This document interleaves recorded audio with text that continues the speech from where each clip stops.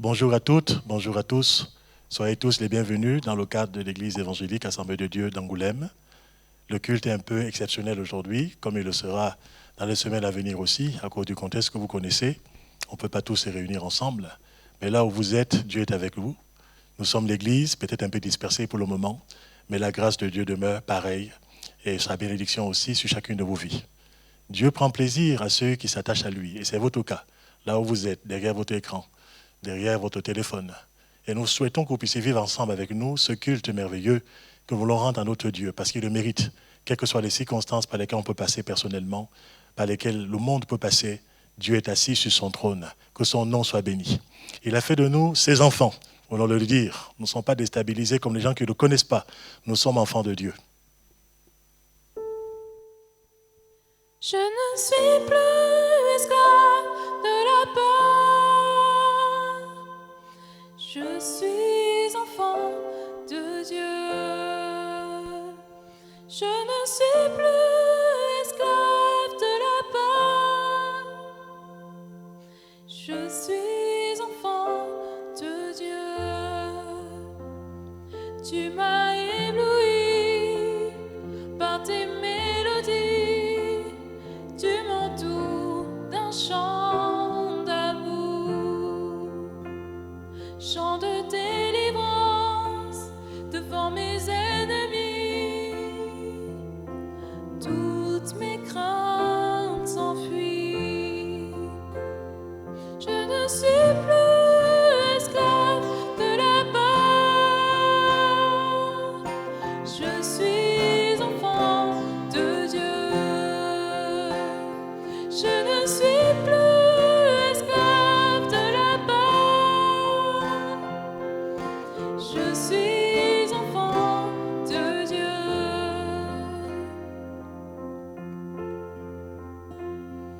Avant ma naissance, tu m'avais choisi, appelé par mon nom.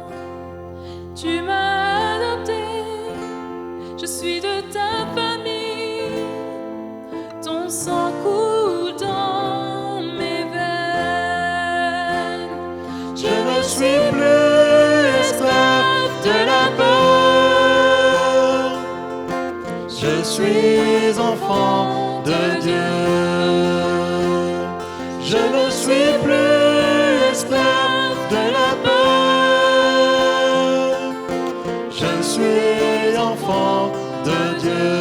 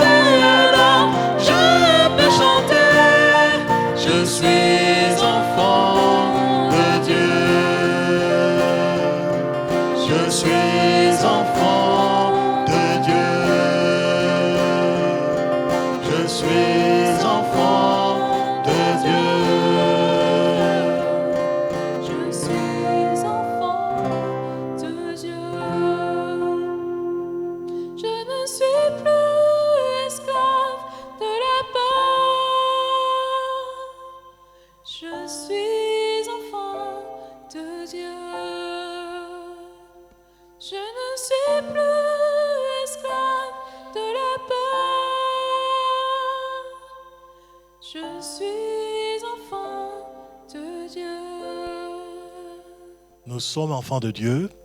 C'est une richesse extraordinaire d'avoir Dieu comme étant notre Père. Quelles que soient les circonstances par lesquelles on peut passer, notre identité ne change pas. Nous savons en qui nous avons cru. Dieu nous a adoptés dans sa famille. Il a fait de nous des enfants de notre Seigneur. Notre foi n'est pas basée sur des choses humaines.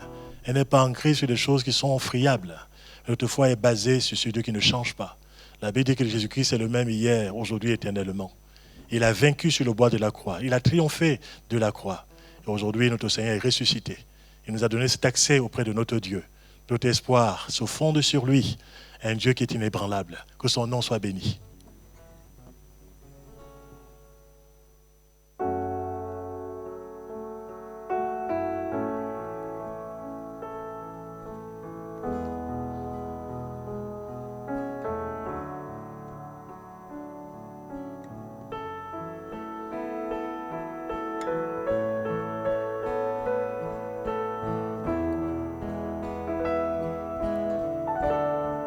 J'ai cet espoir, tel une encre pour mon âme, dans la tempête, je m'appuie sur toi, dans ton amour. Toutes mes craintes disparaissent. En toutes choses,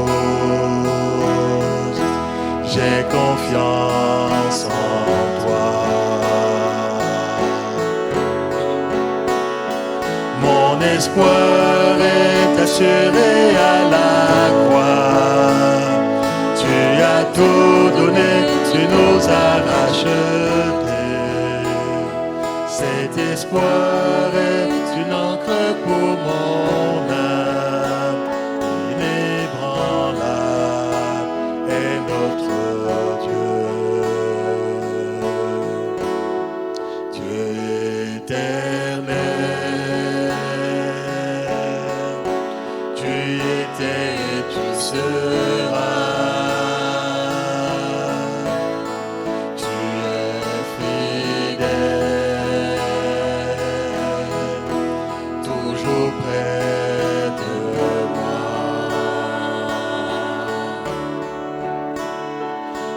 L'espoir est assuré à la croix. Tu as tout donné, tu nous as rachetés. Cet espoir est une encre pour mon âme, inébranlable est notre Dieu. Mon espoir est assuré à la croix. Tu as tout donné, tu nous as rachetés. Cet espoir est une encre pour mon âme, inébranlable est notre Dieu.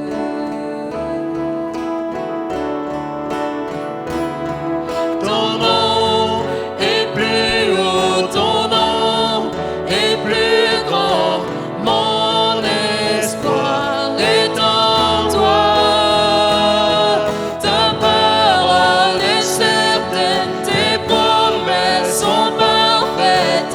Mon espoir est en toi. Ton nom est plus haut, ton nom est plus grand. Mon espoir est en toi.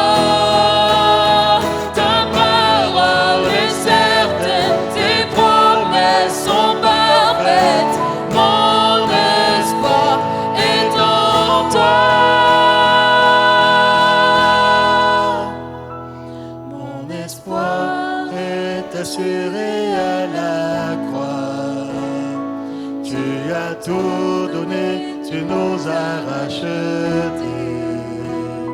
Cet espoir est une encre pour mon âme, inébranlable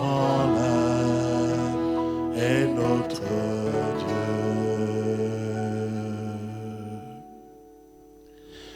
Les choses d'ici-bas sont ébranlables.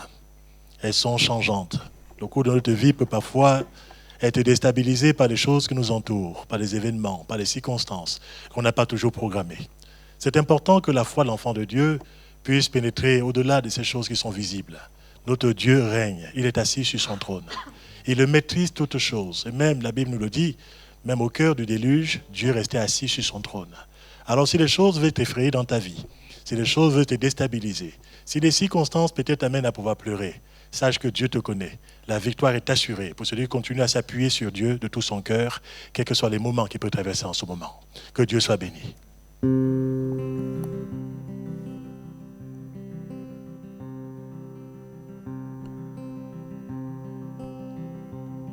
Si la lune me glace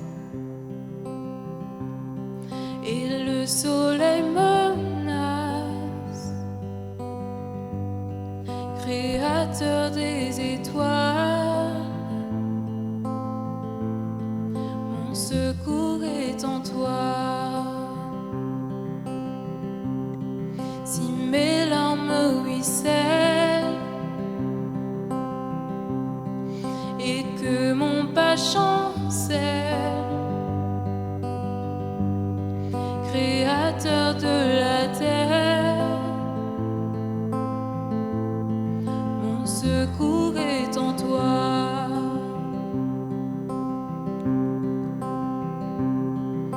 Je lève les yeux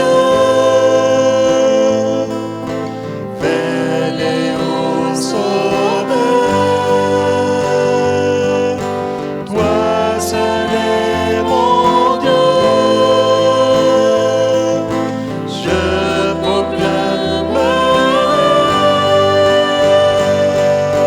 Toi seul est ma force. Toi seul me restaure mon secours est en toi.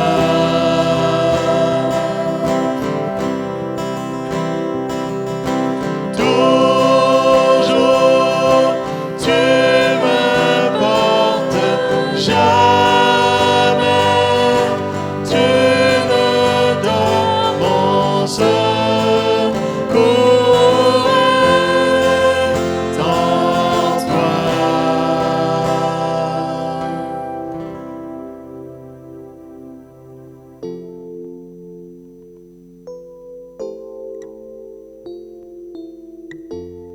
Si la peur m'envahit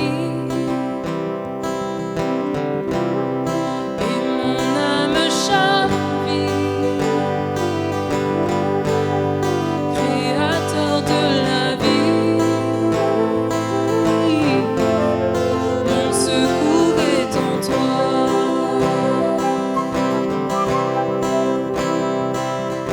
Je lève les yeux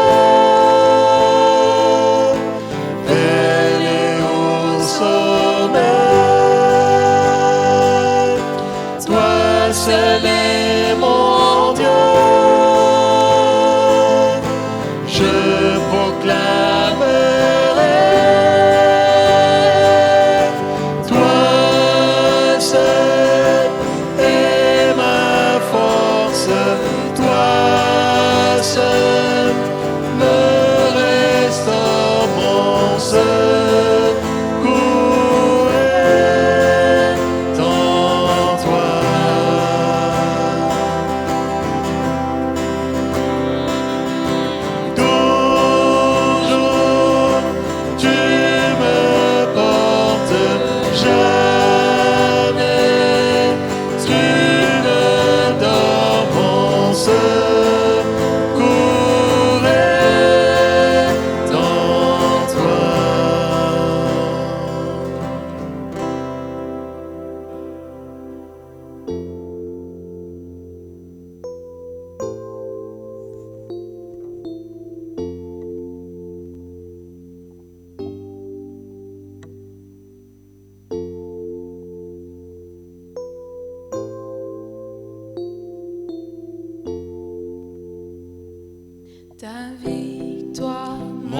espoir, ton chemin, mon destin, ton salut, mon refuge, tout est en toi, ta victoire, mon espoir, ton chemin, mon destin, ton salut, mon refuge, tout est en toi, ta victoire, mon espoir, ton chemin, mon destin, ton salut, mon refuge, tout est en toi, ta victoire, mon espoir, ton chemin, mon destin, ton salut, mon refuge, tout est en toi.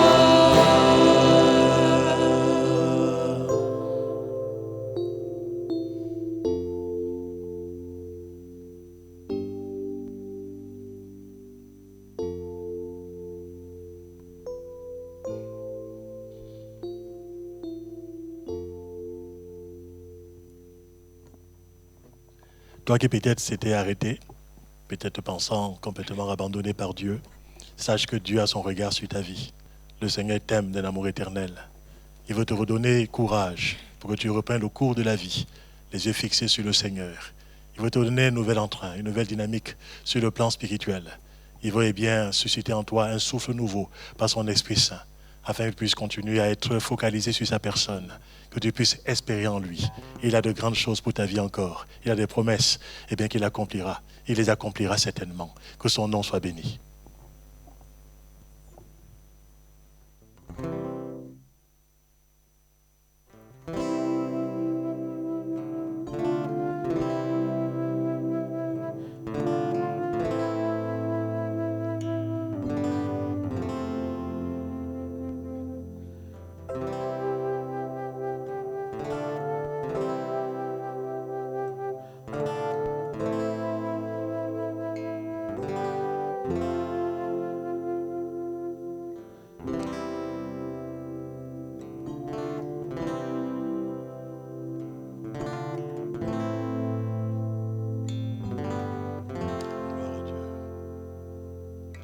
Père, je n'ai qu'un désir, être près de toi et sentir tes bras. Père, tu as envoyé ton Fils bien-aimé pour quiconque croit. Saint-Esprit qui donne vie, ranime en moi ce feu pour toi. Saint-Esprit, viens par ta pluie, rafraîchis-moi et envoie un souffle nouveau, un souffle nouveau, un souffle nouveau, un souffle nouveau.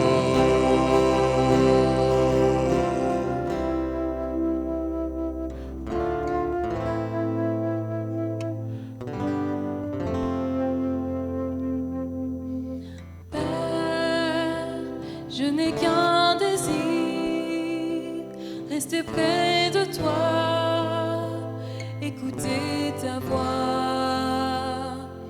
Oh Père, tu m'as tout donné, et c'est à tes pieds que je veux rester. Saint-Esprit qui donne vie, ranime en moi ce feu pour toi. Saint-Esprit, viens par ta pluie, rafraîchis-moi et envoie un Saint-Esprit qui donne vie, ranime en moi ce feu pour toi. Saint-Esprit, viens par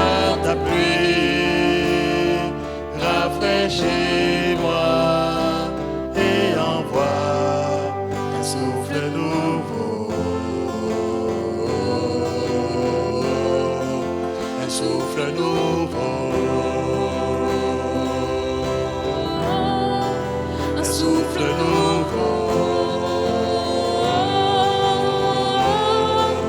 un souffle nouveau,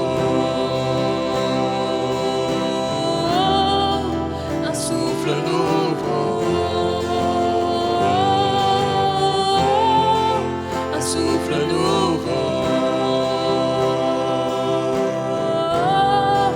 un souffle nouveau.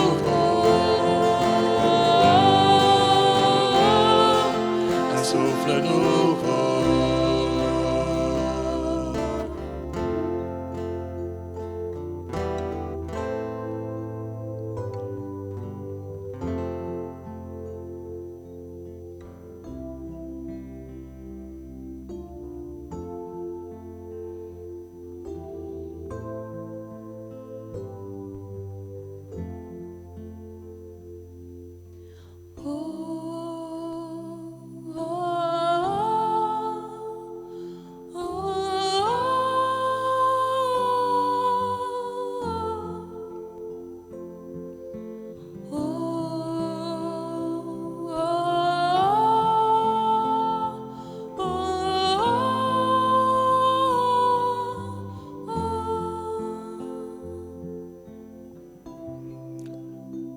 Là où vous êtes, nous allons avoir pendant quelques instants un moment de louange devant le Seigneur, un moment de recueillement, un moment d'adoration devant notre Dieu, un moment de ressourcement sur le plan spirituel.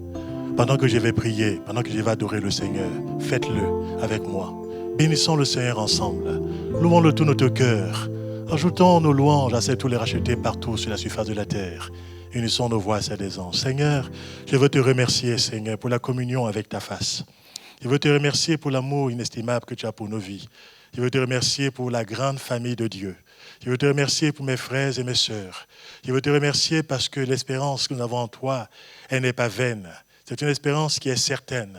Je veux te remercier pour tes promesses dans nos vies qui sont oui et amen en Jésus-Christ. Je veux te remercier pour les certitudes que tu as tracées dans notre cœur. C'est vrai que parfois nous pouvons connaître des moments parfois de bas aussi, mais tu n'es pas celui qui nous rejette en ces temps-là. Plus que jamais, tu es celui qui nous relève, tu es celui qui nous fortifie, tu es celui qui nous donne le courage de pouvoir reprendre la route de la vie. Nous voulons te remercier, Seigneur, et quelles que soient les circonstances par lesquelles nous pouvons passer, nous savons que tu veilles sur nos cœurs, tu veilles sur nos vies, et tu ne permets pas que nous soyons éprouvés au-delà de ce que nous pouvons supporter. Nous te remercions, Seigneur, pour ton souffle dans nos vies. Nous te remercions de ce que tu nous as fait naître d'en haut. Nous te remercions pour le Saint-Esprit qui est venu vivre dans notre cœur. Nous sommes des enfants de lumière et nous savons où nous allons, Seigneur. C'est si bon de te connaître. C'est si bon d'avoir Dieu pour Père. Que ton nom soit béni. Merci pour ton peuple partout dans le monde. Et merci pour tes enfants de Dieu sur Angoulême. Que ton nom seul soit sanctifié pour tout ce que tu es et pour tout ce que tu prépares pour nos vies. Dans le nom de notre Seigneur Jésus-Christ. Amen. Je voudrais profiter pour pouvoir remercier du fond du cœur toute l'équipe musicale, tous les techniciens qui sont avec moi pendant cette matinée, ceux qui sont venus chanter de tout leur cœur aussi et nous amener dans ces moments de célébration, ces moments de culte devant notre Seigneur. On a entendu dans le dernier chant, on a besoin que le Seigneur puisse nous renouveler. Et je pense que par son Esprit Saint et par la parole qu'il a inspirée, Dieu est capable de pouvoir nous apporter un renouveau sur le plan spirituel pendant cette matinée. Ouvrons nos cœurs devant la face du Seigneur et laissons Dieu parler à chacune de nos vies. Que son nom soit béni. Alléluia. Gloire à notre Seigneur. Sans plus tarder, je vais donc vous inviter, parce que vous avez votre téléphone portable à pouvoir bien regarder. Vous avez votre Bible là où vous vous trouvez, à pouvoir bien l'ouvrir aussi. Quant à moi, je vais l'ouvrir, la parole de Dieu, la Bible, dans le second livre des Chroniques, au chapitre 7, on va faire 2 lectures d'introduction par rapport à ce que Dieu a placé sur mon cœur pour ce temps particulier que nous vivons en tant qu'Église. Dans 2 Chroniques, chapitre 7, on peut lire au verset 14. « Si mon peuple, sur qui est invoqué mon nom, s'humilie, prie et cherche ma face, et s'il se détourne de ses mauvaises voies, je l'exaucerai des cieux, je lui pardonnerai son péché et je guérirai son pays. » C'est une phrase très forte, une promesse puissante. Et pour que nous puissions la garder sur notre cœur, j'aimerais la relire, qu'elle soit gravée en nous. C'est une clé spirituelle qui est puissante, quelle que soit la détresse que l'on peut connaître. Si mon peuple, ce qui est invoqué mon nom, s'humilie, prie et cherche ma face, et s'il se détourne de ses mauvaises voies, je l'exaucerai des cieux, je lui pardonnerai son péché et je guérirai son pays. On va faire une seconde lecture, compromis, cette fois-ci, dans le psaume 65, c'est un homme de Dieu, David, qui a écrit ces passages que l'on va lire maintenant. Le psaume 61, psaume de David, cantique. Avec confiance au Dieu, on te louera dans Sion, et l'on accomplira les vœux qu'on t'a faits. Ô toi qui écoutes la prière, tous les hommes viendront à toi. Voilà l'attente de Dieu par rapport à tous les hommes. Dans quelques lieux qui puissent se trouver aujourd'hui, quelques situations qu'ils puissent traverser, quelles que soient les époques dans lesquelles ils sont concernés, quelles que soient les implications, quelles que soient les longueurs de vie, il y a une invitation très forte, il y a une promesse, une attente de la part de notre Dieu, ce Dieu qui écoute la prière. Il y a une promesse, il nous est dit, tous les hommes viendront à toi. Et nous bénissons le Seigneur pour l'accès que nous avons auprès de lui, pour la possibilité de pouvoir nous approcher avec assurance de ce Dieu qui est là pour pouvoir nous exaucer, qui est là pour pouvoir écouter nos prières aussi et nous mettre au large. Le titre de ce message par rapport à ce matin nous parle d'un Dieu qui exauce la prière de la foi. Les paroles qui ont été citées en début d'introduction, dans le second livre des Chroniques, chapitre 7, verset 14, sont extraites de la prière du roi Salomon, fils de David. Cette prière a été formulée à l'occasion de la dédicace du temple de Jérusalem. Dieu avait mis dans le cœur de David le dessein de pouvoir bâtir une maison stable par rapport à un endroit spécial où le peuple de Dieu pourrait rencontrer le Seigneur. Mais nous savons aujourd'hui que Dieu n'habite pas et n'est pas limité dans un endroit particulier. Les cieux et les cieux des cieux ne peuvent pas contenir sa gloire. Mais Dieu avait condescendu à cette époque à pouvoir habiter, à pouvoir se manifester dans cet endroit qui était une maison de prière. Il est nécessaire de pouvoir préciser que le statut d'Israël, puisqu'il s'agit, en l'occurrence ici, dans le texte de 2 Chroniques chapitre 7 d'Israël, que le statut de ce peuple de Dieu n'est pas à confondre avec celui de l'Église, et inversement d'ailleurs.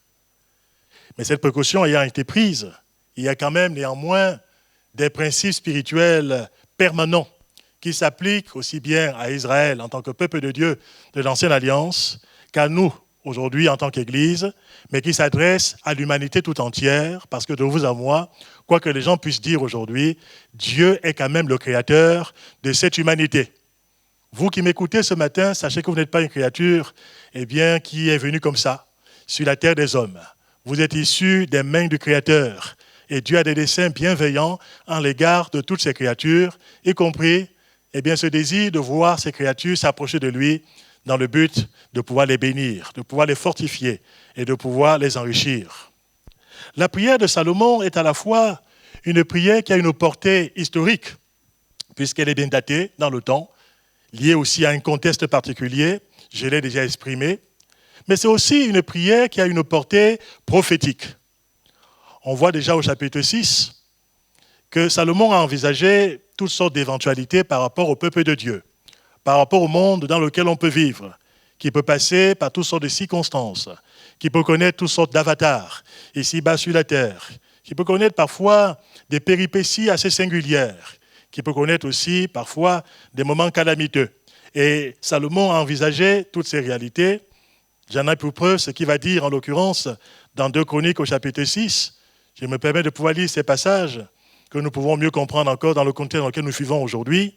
Il est dit ceci, 2 Chroniques chapitre 6 au verset 28, « Quand la famine, la peste, la rouille et la nielle, les sauterelles d'une espèce ou d'une autre seront dans le pays, quand l'ennemi assiégera ton peuple dans son pays, dans ses portes, quand il y aura des fléaux ou des maladies quelconques, si un homme, si tout son peuple d'Israël fit entendre des prières et des supplications, et que chacun reconnaisse la plaie et la douleur de son cœur, et étende les mains vers cette maison, exauce-le des cieux, du lieu de ta demeure, et pardonne. Rends à chacun selon ses voies, toi qui connais le cœur de chacun, car seul tu connais le cœur des enfants des hommes. On remarque une promesse extraordinaire. On peut connaître des moments difficiles, mais je bénis Dieu pour le recours qu'il nous donne quand même. Dans la détresse, quand un malheureux crie vers le Seigneur écoute sa prière, le Seigneur entend sa voix et le Seigneur le délivre aussi de ses détresses. Il y a donc une démarche qui peut se faire, bien sûr, sur le plan communautaire. Ça peut être dans une église, ça peut être dans une ville, ça peut être dans un pays, ça peut être dans le monde entier. En tout cas, Dieu s'attend à ce que des hommes, passant par ces moments en particulier, puissent chercher à le connaître un peu plus, puissent chercher à s'approcher de lui, parce que lui seul est la forteresse, lui seul est le recours dont on a besoin, il est le secours dont l'être humain a besoin, confronté à ses propres limites, confronté à ses propres fragilité tout simplement.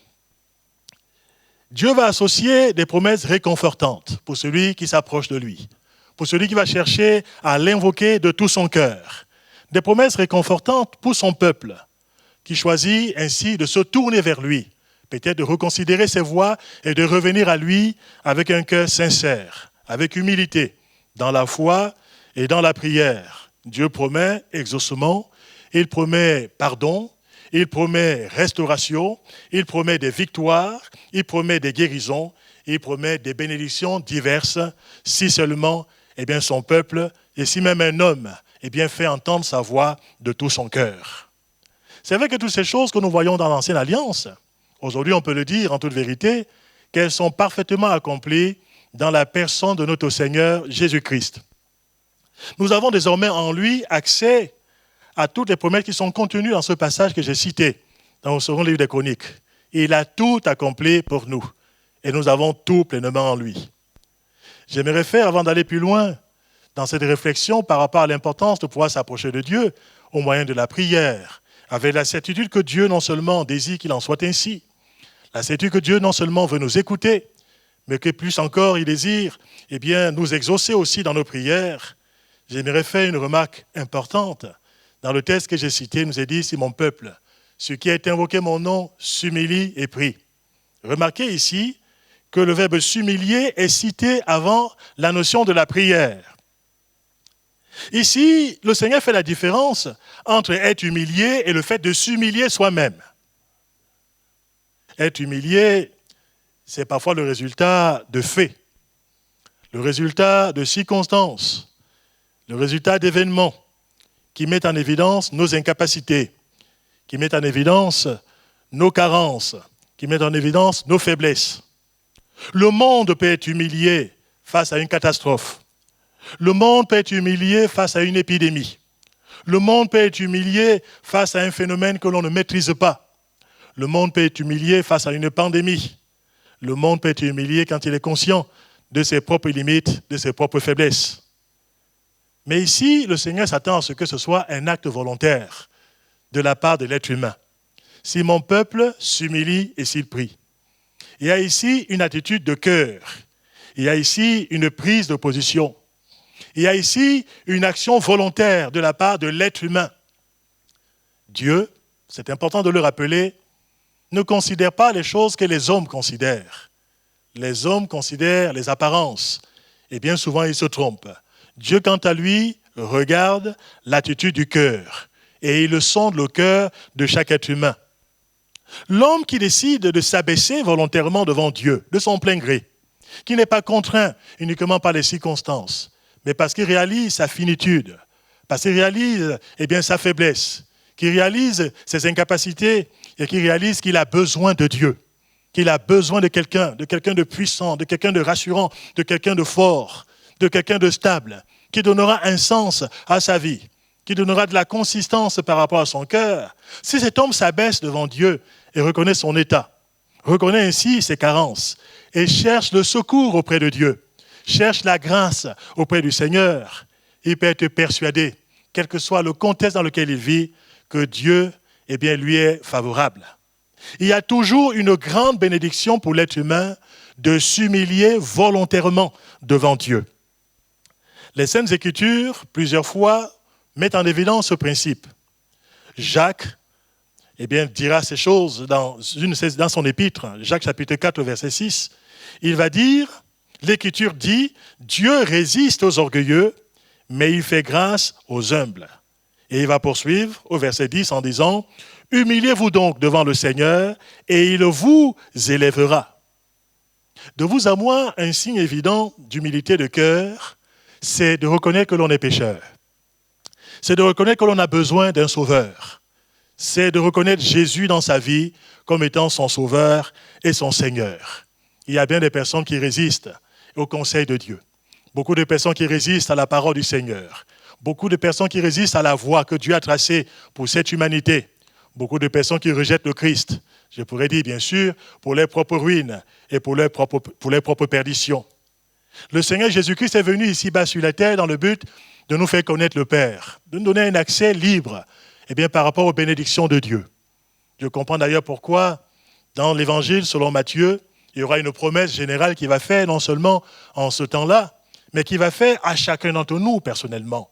Nous qui pouvons être chargés dans notre cœur, et même ce matin, qui pouvons être courbés par des fardeaux, peut-être par l'angoisse, par des inquiétudes, par des questions qui ne sont pas réglées, peut-être même parfois par la lourdeur de notre conscience, ou par notre conscience de notre propre faillite. Le Seigneur Jésus-Christ a fait cette promesse extraordinaire. Il a pu dire dans Matthieu chapitre 11, du verset 28 au verset 30, il va dire « Venez à moi, vous tous qui êtes fatigués et chargés, et je vous donnerai du repos. » Et il va poursuivre en disant « Prenez mon joug sur vous et recevez mes instructions, car je suis doux et humble de cœur, et vous trouverez le repos pour vos âmes. » Jésus-Christ est doux et humble de cœur. Il est l'exemple que nous sommes appelés à suivre. Il est surtout ce sauveur merveilleux que nous sommes appelés à accepter dans notre vie personnellement. Il est celui qui veut que nous acceptions le joug de sa parole, le joug de son enseignement. Il désire régner et siéger dans notre cœur, qui parfois est lent à croire à Dieu et parfois lent à vouloir lui céder tous les aspects de notre vie. Plaise à Dieu que le Seigneur soit vraiment le Seigneur concrètement de la vie de chacun d'entre nous, quels que soient les passages de notre vie et quelle que soit finalement l'opinion que nous pourrons avoir de nous-mêmes. Plaise à Dieu que Jésus soit le sauveur de chacun d'entre nous et qu'il soit aussi celui qui règne dans notre cœur et qu'il établisse son règne de seigneurie dans la vie des uns et des autres. C'est aussi cela un signe d'humilité, de recevoir Jésus dans son cœur, d'accepter la réponse de Dieu, d'accepter la solution du Seigneur par rapport à nos situations sur le plan personnel. Et c'est vrai que Jésus est la clé. Jésus-Christ est la réponse. La Bible nous dit que nous avons tout pleinement en lui. Celui qui est humble de cœur acceptera la solution proposée par Dieu. Mais celui qui veut s'endurcir dans ses propres raisonnements, qui se croit plus sage que Dieu, résistera à la main tendue du Seigneur et aux promesses que Dieu a pour sa vie. Voilà pourquoi s'appuyer sur sa propre sagesse, quelque part, c'est un signe d'orgueil. Et plaise à Dieu que nous ne puissions pas nous appuyer sur notre propre sagesse ou sur nos propres ressources, mais plus que jamais, nous puissions nous appuyer sur celui qui est seul capable de nous ouvrir le ciel, c'est-à-dire finalement la personne de notre Seigneur Jésus-Christ. Voilà pourquoi la prière, dont je parlerai tout à l'heure, ne peut se faire qu'au nom de notre Seigneur Jésus-Christ. C'est le seul moyen d'accès à Dieu. Nul ne vient au Père que par lui. Et toutes les promesses de Dieu, toutes les bénédictions de Dieu sont concentrées dans sa personne. Celui qui a le Fils de Dieu, il a la vie. La vie éternelle est en lui. Mais aussi toutes les promesses de bénédiction reposent dans la personne de notre Seigneur Jésus-Christ. C'est lui le seul passage d'accès par rapport au trésor du ciel. C'est lui seul qui a pu dire à ses disciples, à un moment donné de leur vie, Jean chapitre 16 au verset 24, il va leur dire, mais jusqu'à présent, vous n'avez rien demandé en mon nom. Demandez et vous recevrez, afin que votre joie soit parfaite. Et il va poursuivre dans son enseignement, toujours dans Jean chapitre 14, cette fois-ci, versets 13 à 14, il va dire, tout ce que vous demanderez en mon nom, je le ferai, afin que le Père soit glorifié dans le Fils. Si vous demandez quelque chose en mon nom, je le ferai. C'est quand même une promesse qui est vraiment stupéfiante. Qu'est-ce que vous en pensez? Celui qui est riche, la Bible nous dit que Dieu est riche pour tout ce qu'il invoque. Celui qui a fait le ciel et la terre, celui à qui appartient l'or et l'argent, celui qui tient nos vies dans son pouvoir, qui a un pouvoir illimité, qui a aussi, je pourrais dire, des ressources qui sont illimitées à tous égards, c'est lui qui nous fait la promesse, non seulement de nous écouter, mais il nous recommande de pouvoir nous adresser à Dieu en passant par la médiation de Christ, en nous appuyant non pas sur nos œuvres personnelles, en nous appuyant pas sur des mérites que l'on pourrait avoir, en nous appuyant pas sur la sagesse de ce monde, mais en nous appuyant sur la personne de notre Seigneur Jésus-Christ. Au ciel, vous et moi, à nous-mêmes, par rapport à nos propres vies personnelles, en dehors de Christ, nous n'avons aucun dépôt de garantie dans le ciel. Nous n'avons aucun crédit auprès de Dieu, par nous-mêmes. Et si je me présente aujourd'hui avec mes besoins à la banque céleste, à mon propre nom, je n'obtiendrai absolument rien de la part de Dieu. Mais Jésus-Christ a dans le ciel un crédit qui est illimité. Et il m'accorde à moi qui suis croyant, moi qui désire croire en lui, moi qui désire m'attacher à lui, il m'accorde aussi un crédit, je pourrais dire, illimité. Je pourrais dire que les chèques de sa provision sont déjà signés. C'est à nous, par la foi, de pouvoir nous approprier des grâces et des promesses de notre Seigneur. Et le faire sans aucune restriction. Le faire sans aucun embâge. Non pas le faire avec, quelque part, avec la crainte au fond de notre cœur. Puisqu'il a tout accompli pour nous. Puisque c'est lui-même qui nous fait la promesse, Dieu attend que nous puissions honorer son nom en ayant confiance en Jésus-Christ et en priant de tout notre cœur, quelle que soit notre situation, en nous appuyant sur le nom de notre Seigneur Jésus-Christ. Et le nom de notre Seigneur a une grande autorité, est-ce que vous le croyez? Où que vous soyez, est-ce que vous continuez à croire que le nom de Jésus-Christ a un pouvoir illimité? Au nom de Jésus, tout genou fléchira dans le ciel et sur la terre. Au nom de Jésus-Christ aussi, les écluses des cieux nous sont ouvertes. C'est quand même quelque chose d'extraordinaire. L'apôtre Paul va affirmer dans 2 Corinthiens, au chapitre 1er, verset 20, il va dire « Pour ce qui concerne toutes les promesses de Dieu ». Et quand il dit toutes les promesses, c'est toutes les promesses de Dieu. Pour ce qui concerne toutes les promesses de Dieu, c'est en lui, Jésus, qu'est le oui. C'est pourquoi encore l'Amen, par lui, est prononcé par nous à la gloire de Dieu. Dieu a tout remis entre les mains de son Fils. Et c'est en lui que les promesses du Seigneur s'accomplissent en ce qui nous concerne. Quand on a compris cette réalité sur le plan spirituel, plus que jamais, on a envie de courir vers le Seigneur, quelle que soit notre situation. On a envie de s'approcher de lui avec un cœur sincère. On a envie d'aller vers lui dans la plénitude de la foi, dans la personne de notre Seigneur Jésus-Christ. On a envie de nous approcher ainsi avec cette assurance qu'il nous donne. Et bien que dans le ciel, il est là pour nous. Il est assis sur le trône de la grâce et il désire nous exaucer dans nos besoins, aussi nombreux fussent-ils. Nous croyons que ses provisions, quant à lui, sont illimitées. Que le nom de notre Seigneur soit béni. Alléluia. Un Dieu qui est riche et qui écoute et exauce la prière. Ô toi qui écoutes la prière, on l'a lu ensemble, tous les hommes viendront à toi, toutes les femmes viendront à toi, l'humanité tout entière aura un jour besoin de venir à toi dans ses besoins. On a tous besoin de pouvoir parfois faire des pauses dans notre vie. On a besoin de parfois faire silence à nos pensées. On a besoin de pouvoir parfois fermer nos oreilles à ce monde qui nous entoure. À pouvoir laisser Dieu nous parler. Et il nous parle encore ce matin en disant, mais quel que soit ton besoin, j'attends que tu viennes à moi. J'écoute la prière et je reçois la prière. Je vous fais remarquer, et cela me touche, pendant que je préparais ce message, ça de nouveau, cela a touché des aspects de ma vie. De constater que c'est dans la nature même de Dieu d'écouter et d'exaucer les prières. C'est là le cœur de Dieu. Le cœur de sa nature, un des aspects de sa personne, qui nous révèle sa tendresse, qui nous révèle sa puissance, qui nous révèle sa sagesse, qui nous révèle sa grâce. C'est Dieu qui a donné à l'homme que nous sommes, à la femme que nous sommes, cet instinct de la prière. C'est déjà Dieu qui a départi dans le cœur de chaque être humain une mesure de foi. Et c'est Dieu qui a suscité ce désir de la prière. Il ne demande pas de choses qui n'existent pas en nous. Il nous a donné cette capacité de pouvoir le chercher, cette capacité de pouvoir nous approcher de lui, cette capacité d'invoquer son nom. Quand je réfléchis, je me rends bien compte en lisant la parole de Dieu que la première fois que l'humanité a eu besoin de se tourner vers le Seigneur dans la prière, c'était dans un moment de grande détresse. C'était dans un moment très difficile. Dans le livre de la Genèse, au chapitre 4, du verset 25 au verset 26, il est dit ceci. Adam connut encore sa femme, elle enfanta un fils et l'appela du nom de Seth. Car, dit-elle, Dieu m'a donné un autre fils à la place d'Abel que Caïn a tué. Et il nous est dit en suivant, c'est alors que l'on commença à invoquer le nom de l'Éternel. Jusqu'ici, il n'est pas fait mention du fait que des hommes et des femmes de cette époque se tournaient vers le Seigneur dans la prière. Vivant dans un contexte difficile, un contexte tendu. Nous avons assisté, quand on lit le livre de la Genèse, dans les passages qui précèdent ce texte que j'ai cité, à la chute de nos premiers parents, la chute d'Adam et Ève. Quelle tragédie dans la vie de ce premier couple. Quelle tristesse d'avoir été chassés loin du jardin d'Éden. Quelle tristesse de voir que par la suite, suite à leur chute, il y a eu le meurtre qui est arrivé dans la famille.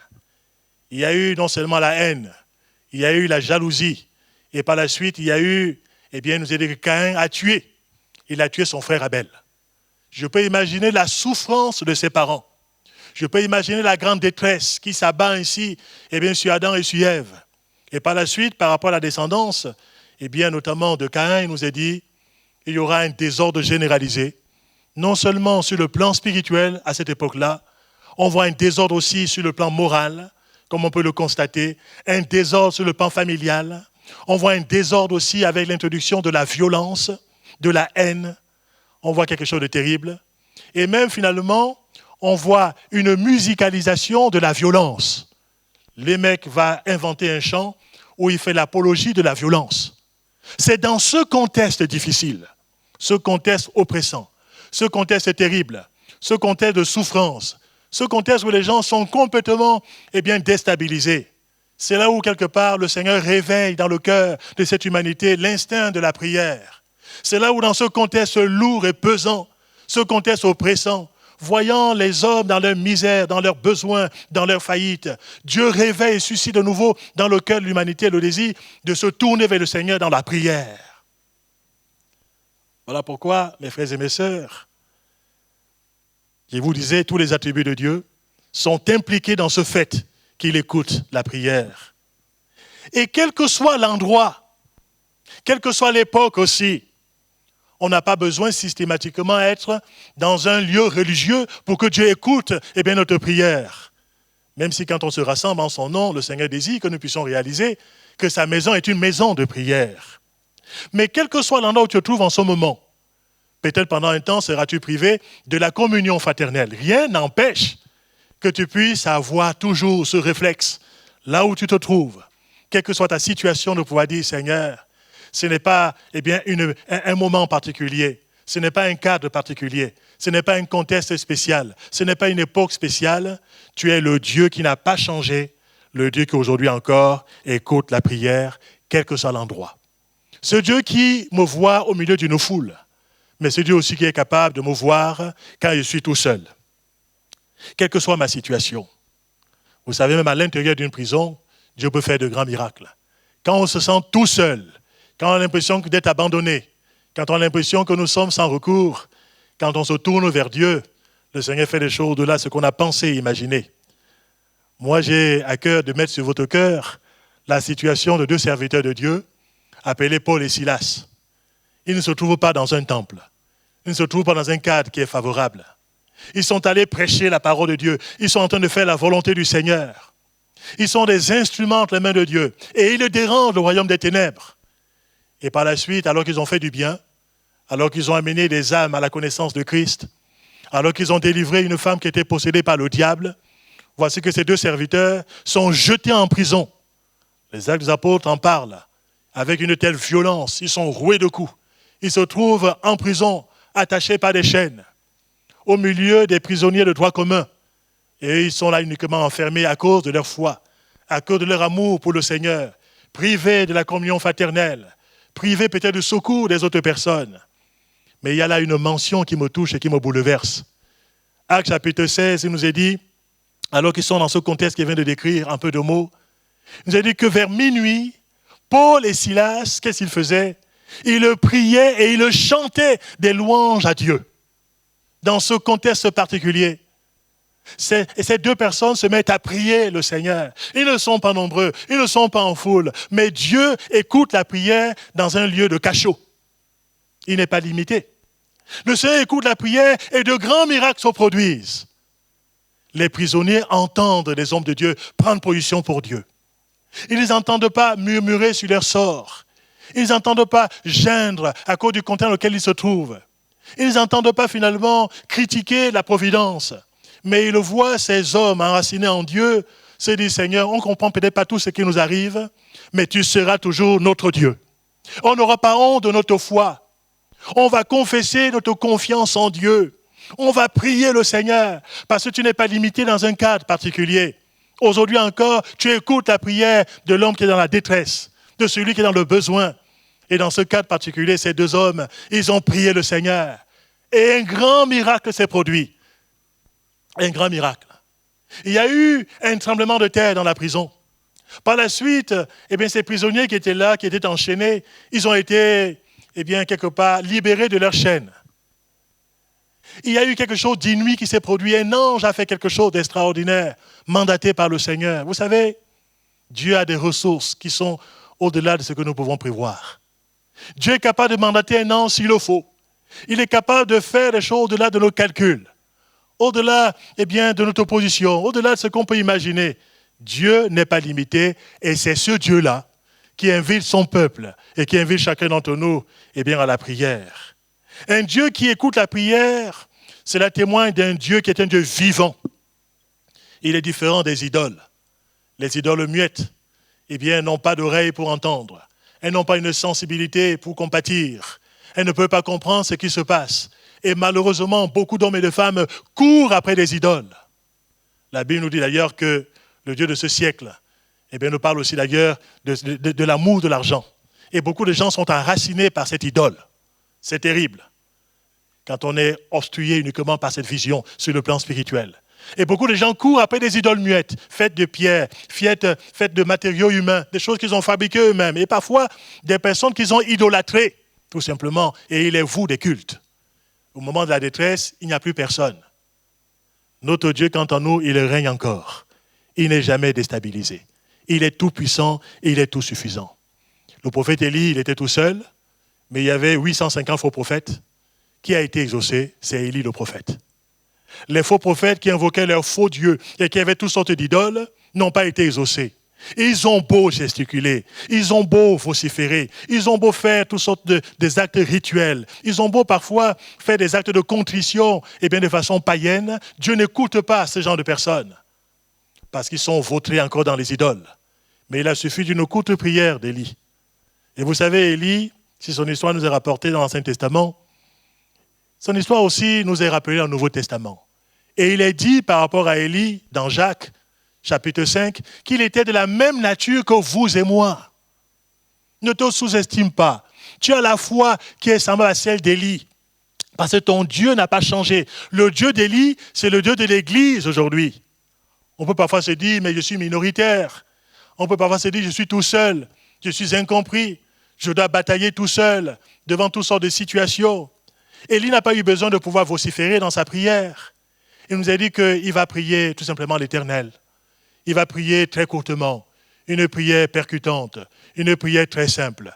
Et Dieu fera descendre miraculeusement le feu du ciel.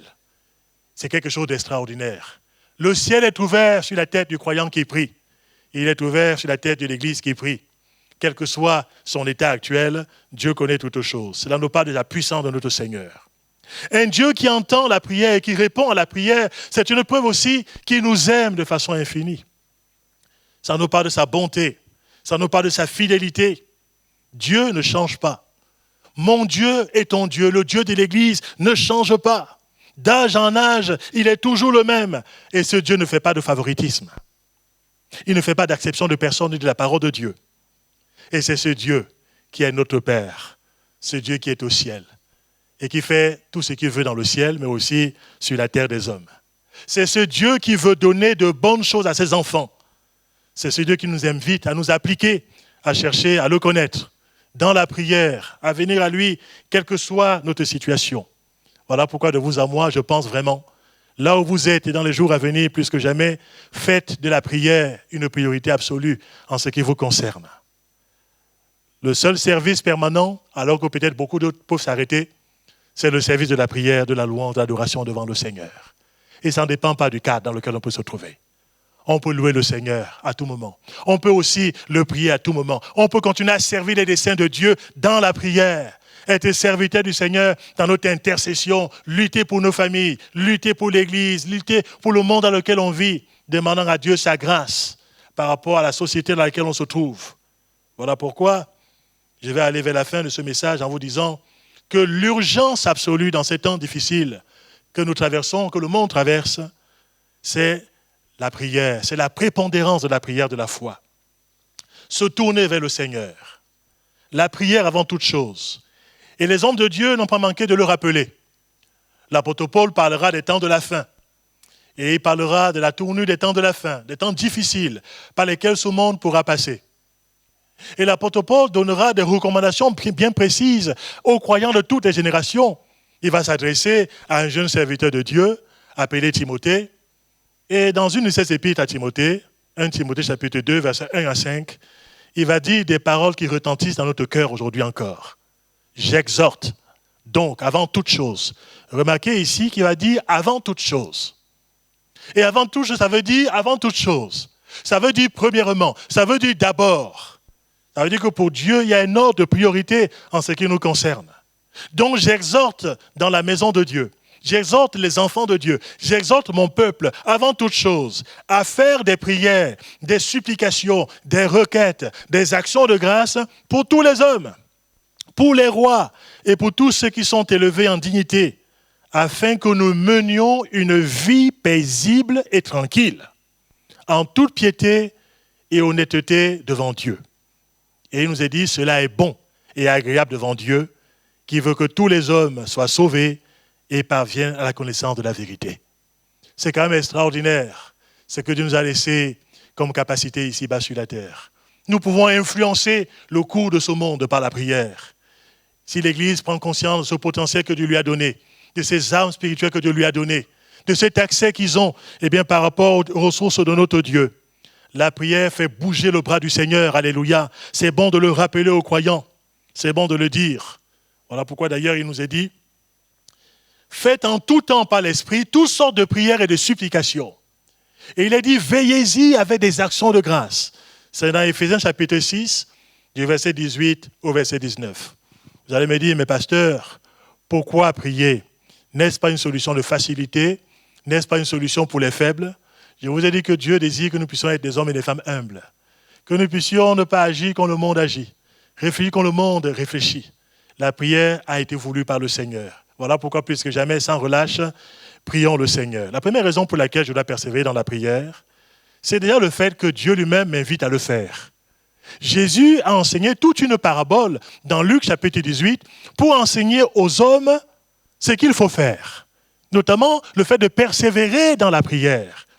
Même y compris quand il y a des injustices. Quand on ne comprend pas ce qui se passe. Quand on se dit, mais j'ai l'impression que ma prière n'est pas exaucée. Le Seigneur nous invite à persévérer. Mais il finira avec une question que je te pose, là où tu te trouves en ce moment. Et il va dire, quand le Fils de l'homme viendra, il s'agit aussi donc des temps de la fin, trouvera-t-il la foi sur la terre? Et la foi aura son expression dans le fait de pouvoir prier. Celui qui croit que Dieu existe cherchera à s'approcher du Seigneur avec foi. Il s'approchera devant Dieu, comptant sur la grâce du Seigneur, comptant sur la miséricorde de Dieu. Et ne serait-ce que cette raison, cela est suffisant pour vous comme pour moi, quelle que soit la situation que nous traversons en ce moment, de pouvoir se dire, mais puisque Dieu le prend au sérieux, puisqu'il le met avant toute chose, puisque Jésus nous recommande de ne pas nous relâcher dans la prière, je ne me relâcherai pas dans la prière. Que je sois tout seul, que je sois entouré d'une foule, je ne me relâcherai pas dans la prière. Vous pouvez vous rappeler que c'est la seule activité dans la Bible dont il nous est dit de le faire sans cesse. 1 Thessaloniciens chapitre 5, verset 17. Il nous a dit priez sans cesse. Il ne nous a pas dit prêcher sans cesse. Il ne nous a pas dit faites ceci sans cesse. Il y a beaucoup de choses que l'on peut faire, y compris dans les églises. Mais par contre, il est dit priez sans cesse. Cela signifie que ça ne se limite pas uniquement dans le cadre de nos rassemblements. quelles que soient les circonstances, dans notre maison aussi, nous pouvons rentrer dans le lieu secret de la prière. Et notre Père qui est dans le lieu secret, non seulement il nous voit, mais notre Père céleste aussi, qui sait ce dont on a besoin, nous exaucera selon les enseignements que nous avons trouvés dans la parole de notre Seigneur. La prière, c'est le seul moyen choisi par Dieu pour que des chrétiens puissent obtenir des bénédictions extraordinaires. La prière est la condition établie par le Seigneur. Quiconque invoquera le nom du Seigneur sera sauvé.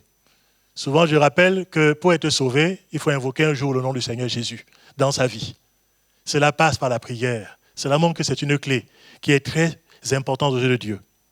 Et si le Seigneur peut nous sauver suite à une prière sincère devant lui, je pourrais vous dire que pour tous les besoins par lesquels on peut passer, qui peut le plus, peut le moins. On est bien d'accord. S'il peut me donner la vie éternelle en réponse à la prière de la foi, quand je la place dans la personne de Jésus-Christ, par rapport aux besoins, des choses dont j'ai besoin ici-bas sur la terre, je peux compter sur la grâce de mon Dieu.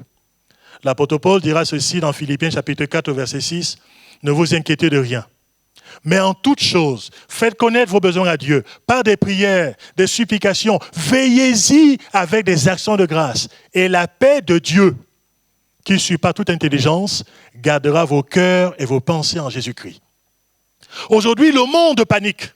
Le monde vit dans l'angoisse. Des gens ont des comportements de panique. C'est vrai qu'on vit une situation un peu spéciale, un peu particulière. Mes frères et mes sœurs, l'antidote de l'angoisse, l'antidote de la panique, l'antidote de l'affolement, de pouvoir vivre comme le monde vit, mes frères et mes sœurs, nous est donné ici. Faites en tout temps connaître à Dieu vos besoins, y compris quand vous êtes effrayés, quand vous êtes déstabilisés, quand vous avez peur. Quand vous avez peur d'attraper le coronavirus, non seulement protégez-vous, non seulement faites des mesures qui vous sont indiquées, qui sont des mesures de bon sens indiquées par la sagesse humaine, il faut le faire. Mais en plus de cela aussi, mes frères et mes sœurs, n'oublions pas que ça peut être un besoin, disant au Seigneur, protège-moi, garde mon église, garde ma famille. Ça peut être une supplication que l'on adresse à notre Dieu. Ça fait partie des besoins que le Seigneur non seulement écoute, mais qui veut aussi exaucer, je le crois de tout mon cœur, mes frères et mes sœurs. Faites en tout temps des prières par rapport au Seigneur. L'apôtre Pierre parlera des fardeaux qui peuvent parfois nous étreindre. Il veut dire, mais rejetez sur lui tous vos fardeaux, tous vos soucis, car lui-même prend soin de nous. Il prend soin de nous, lui-même. Il n'envoie pas quelqu'un d'autre pour s'occuper de nous. Lui-même, le Seigneur, s'occupe de nous. Prions, mes frères et mes sœurs, avec foi. Soyons persévérants, quelles que soient les époques, et surtout dans ces temps de la fin.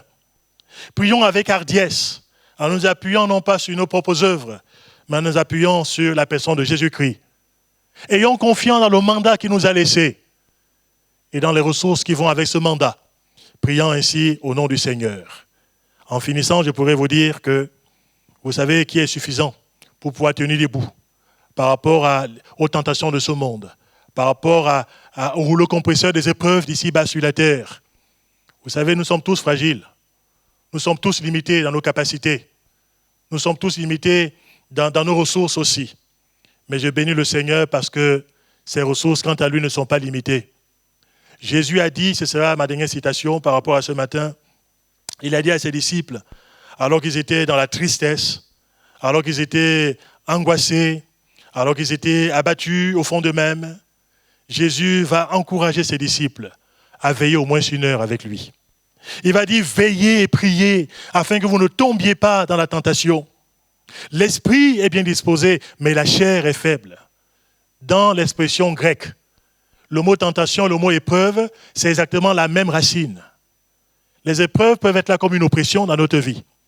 La tentation peut nous amener à pouvoir nous relâcher et même à pouvoir quitter l'assurance dans la foi. Mais la prière sera toujours un antidote puissant dans les mains du Seigneur.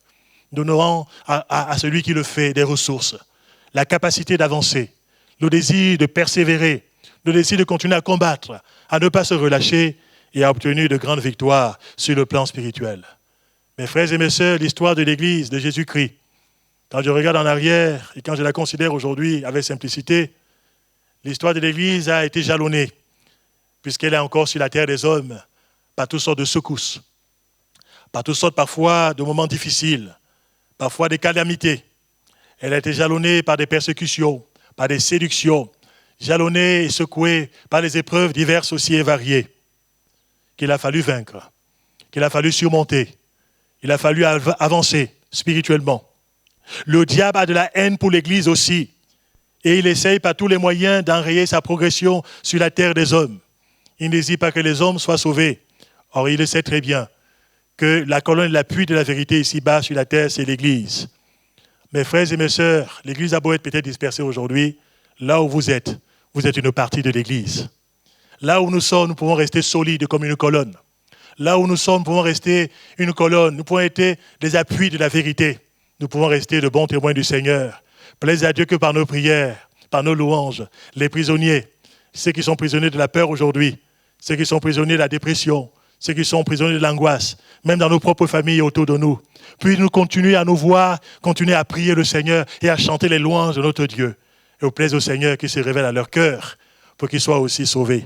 Alors je nous encourage ensemble à pouvoir continuer à resserrer notre vie de prière, à demander au Seigneur de pouvoir augmenter notre foi et à pouvoir persévérer dans ce chemin de la prière qui est un chemin jalonné de grandes bénédictions de la part de notre Dieu.